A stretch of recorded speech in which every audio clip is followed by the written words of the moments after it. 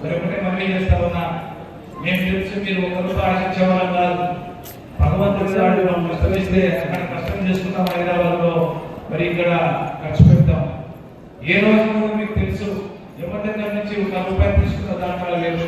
అది డొనేషన్ రూపంగా కావచ్చు, పర్సెంటేజ్ రూపంగా కావచ్చు, మరి ఏ రోజు కూడా ఆశించాను కూడా. నేను ఒకటే మనవి చేశాను, రవిచంద్ర కిషోర్ రెడ్డి కూడా ఎమ్మెల్యేగా వచ్చేటప్పుడు మరి ఇంట్రెస్ట్ లేదని భార్యాభర్తలు కూర్చొని మాట్లాడించాను. నా ఇంట్రెస్ట్ రాజకీయం అన్నాడు. మరి నువ్వు రాజకీయాలు కావాలంటే ఎవరో ఒక వ్యాపారం చేయాలి. మరి నేనే వ్యాపారంలో పోతానని తిరిగి వ్యాపారంలోకి వెళ్ళాను. ఆ రోజు మాత్రం ఒకటే కండిషన్ పెట్టాను, ఒకవేళ ఎప్పుడైనా మీ తండ్రి సంపాదించలేని పరిస్థితులు ఉన్నప్పుడు కానీ, నువ్వేదైనా ఆర్థికంగా ఇబ్బందులు పడినప్పుడు కానీ ఎవరి దగ్గర చేయి చాపను అని మరి ఆ రోజు మనస్ఫూర్తిగా నువ్వు చెప్పగలిగితే, ఒకవేళ అలాంటి పరిస్థితి వస్తే రిజైన్ చేయడానికి సిద్ధంగా ఉన్నానంటే రాజకీయాలు లేకపోతే వద్దని చెప్పాను. ఎందుకంటే ఒక నిజాయితీ పరుడు అనిపించుకోవాలంటే నా వయసు 64 సంవత్సరాలు.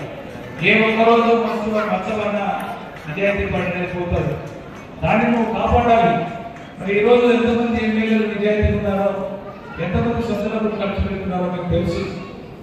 మంచి వాళ్ళు అది శిల్పా మోహన్ రెడ్డి కావచ్చు, శిల్పా రవిచంద్ర కిషోర్ రెడ్డి కావచ్చు, పోచారం రామారెడ్డి గారు కావచ్చు, పోగరు కావచ్చు, మంచి వాళ్ళను వీలైనంత ఎక్కడైనా కానీ కూడా పోగొట్టుకోకుండా చూసుకోవాల్సిన బాధ్యత ఉన్నది. నేను ఒకటే మనవి చేస్తా ఉన్నా, చాలా వరకు ఎందుకంటే వయసులలో మరి ఈరోజు ఐకమత్యం బాగా చూస్తున్నాను. ఆరోగ్యంలో ఐకమత్యం రావాలి. మీరులో ఏదైనా కానీ అవసరమైతే ఎప్పుడు కూడా ఒకటి గుర్తు పెట్టుకుని, ఏ నాయకులైనా శిల్పా మోహన్ రెడ్డి కావచ్చు, శిల్పా రవి కావచ్చు, పోచారం రామారెడ్డి కావచ్చు, మా నాయకులు కావచ్చు, బలం ఉంటే మరి మేమే మీ దగ్గరికి వస్తాం. ఒక చెప్పాల్సిన అవసరంలా, మీరు అడగాల్సిన అవసరంలా, ఎప్పుడు కూడా మన బలాన్ని మాత్రం మర్చిపోకుండా సాగమని మనవి చేస్తా ఉన్నా. మరి వచ్చే ఎలక్షన్స్ లో ఓటు వేయడమే కాకుండా మరి అత్యధిక సంఖ్యలో మన వాళ్ళతో చెప్పి తప్పకుండా, ఎందుకంటే మీరు అనుకుంటే చిన్నాయనకు, పెద్దనాయనకు, అమ్మకు, చెల్లికి, అన్నకు, వదినకు అందరికీ చెప్పి ఓటు ఇచ్చే మరి మీ దగ్గర శక్తి కూడా ఉంది, అన్ని బలాలు ఉన్నాయి, మీరు బలహీనులు కాదు, మీ వెంట మేము కూడా ఉన్నాము, మరొకసారి మీకు ఉన్నామని చెప్తూ అవకాశం ఇచ్చినట్టు పెద్దలందరికీ ధన్యవాదాలు తెలియజేస్తూ ఇంతటితో వివరిస్తున్నా. జై హింద్, జై జగన్. మరి ఈ రోజు నంద్యాల అభివృద్ధి జరగలేదని చెప్పేసి ప్రతిపక్ష నాయకుల మాటల్లో ఎంత నిజం ఉందనేది నేను చెప్పిన తర్వాత మీరే ఒకసారి ఆలోచించమని చెప్పి కోరుతున్నాను. మొదట్లో ముందుగా నేను చెప్పాల్సింది, నిజంగా నాకు కూడా చాలా కష్టంగా, చాలా ఇబ్బందికరమైన పరిస్థితి అధికారంలోకి వచ్చిన వెంటనే, ఎమ్మెల్యే అయిన వెంటనే వచ్చింది. కరోనా రూపంలో ఎంతో మంది మన ఆత్మీయులందరినీ కూడా మనం చాలా మందిని కోల్పోయినాం. ఎందుకంటే ఆ రోజుల్లో కరోనా ఫస్ట్ ఫేజ్ లో అయితే ఎక్కువ మంది మన కుటుంబ సభ్యుల్ని, మన వాళ్ళు, ఎందుకంటే వ్యాపారస్తుల్ని కోల్పోయినటువంటి పరిస్థితి నంద్యాలలో మీరందరూ కూడా చూశారు. మరి ఆ రోజు అటువంటి క్లిష్టమైన సమయంలో ఈ ప్రభుత్వం తరఫున మనం చేయాల్సిన సహాయ సహకారాలు అన్ని కూడా ఆ రోజు చేయడం జరిగింది. మీరు చూస్తే ఉచితంగా వ్యాక్సిన్ ఇచ్చినారు, ఉచితంగా రేషన్ ఇంటికాడి పంపించినారు, అవసరమైతే సొంత నిధులతోటి కూరగాయలు, పండ్లు, శానిటైజర్లు, మాస్కులు, లేకపోతే ఇంటికాడికి సరుకులు కూడా ఇచ్చి పంపించినటువంటి పరిస్థితి. మరి అటువంటి కష్టకాలంలో ఎక్కడా కూడా రాష్ట్రంలోనే కాదు దేశంలో కూడా ఎక్కడా కూడా పనులు జరిగినటువంటి కాలం తర్వాత మనకు వచ్చినటువంటిది 3 సంవత్సరాల కాలం. ఈ 3 సంవత్సరాలలో మనం నంద్యాలని జిల్లా చేసుకున్నాం.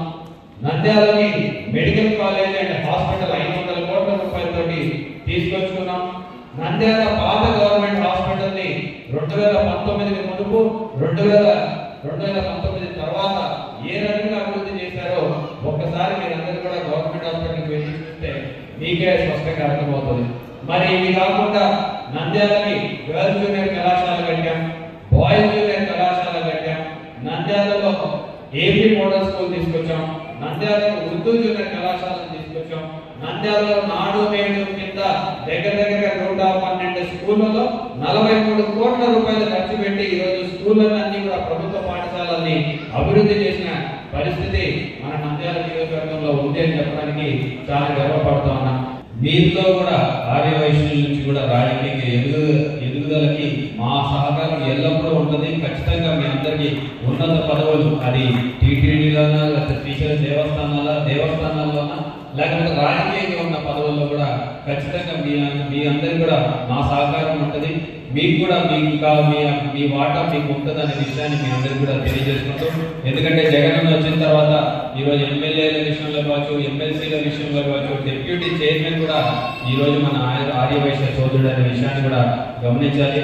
ఈరోజు టీటీడీ పాలక మండలిలో దగ్గరగా 3 ఆర్యవైశ్యులకి అవకాశం ఇచ్చిన విషయాన్ని కూడా గుర్తు చేస్తూ, మన నంద్యాల నుంచి కూడా, ఎందుకంటే చాలా మంది మనం చేయాల్సిన బాధ్యత మాకు కూడా ఉంది.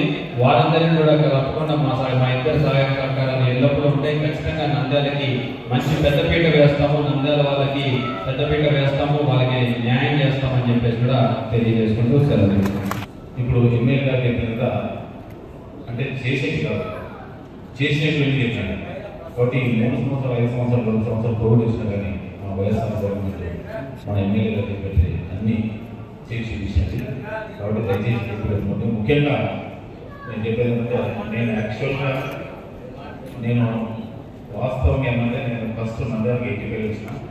85లో ఫస్ట్ మాధవ స్వామి సార్ దగ్గర రిపోర్ట్ చేసిన, అంటే వైఎస్ఆర్ నేను ఫస్ట్ రిపోర్ట్ చేసిన. తర్వాత బిజినెస్ జరిగినప్పుడు బుక్కల సభ్యులయ్యా నాకు స్థానం ఇచ్చినాడు. మళ్ళీ నా డెవలప్మెంట్లో మన వెంకటేశ్వర గారు, కంట్రాక్టర్ వెంకటేశ్వర నా బిజినెస్ కోసం డెవలప్ చేశాను. అంటే చాలామంది కూడా మన సాగు క్లాస్మేట్ భవనాసి శ్రీరామూర్తి గారు కూడా బాగా పరిచయం షాప్లో.